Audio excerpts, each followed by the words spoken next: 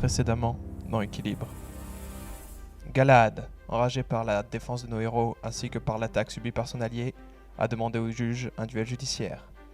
Après délibération, c'est Cusack qui a été choisi pour défendre Lars et a nouvellement accusé Fermion. Profitant du duel entre Cusack et le champion élu, Arkin, un demi-orc aux capacités inexpliquées, le gros prêtre disparut pour préparer sa prochaine attaque. Après un combat éreintant, c'est Cusack qui réussit à vaincre le barbare et il choisit contre toute attente de l'épargner. Galahad quitta la pièce après qu'une femme encapuchonnée a attiré son attention. Les réclameurs retournèrent à la maison des paladins. Une fois arrivés au pavillon, Josimy remarqua que le tas de cadavres d'élus qu'ils avaient laissé la veille avait disparu, la traînée de sang menant jusqu'à la montagne. Afin de mettre toutes les chances de leur côté, Fermion fonça jusqu'à la maison pour récupérer les cartes des tunnels. Seulement pour y découvrir les chevaliers blancs au sol, mortellement blessés.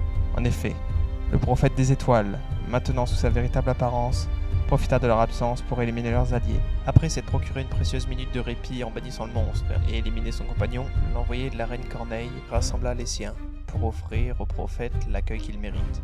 Une fois celui-ci de retour, et comprenant qu'il n'était pas de taille, il décida de fuir et invoqua pour se battre à sa place un colosse composé des cadavres qui avaient disparu. Pendant le combat, le frère de Léo mourut, déchiqueté par un ennemi dissimulé. Béa, sentant alors sa dernière heure arriver, renonça à son restant d'énergie vitale pour ressusciter le jeune homme et réveiller une puissance dans nos héros dont ils ignoraient l'existence. Grâce aux efforts combinés de Lafo, de Cusack, de Pomme-Drôle et de Léo, le colosse et le déchiqueteur rencontrèrent leur fin.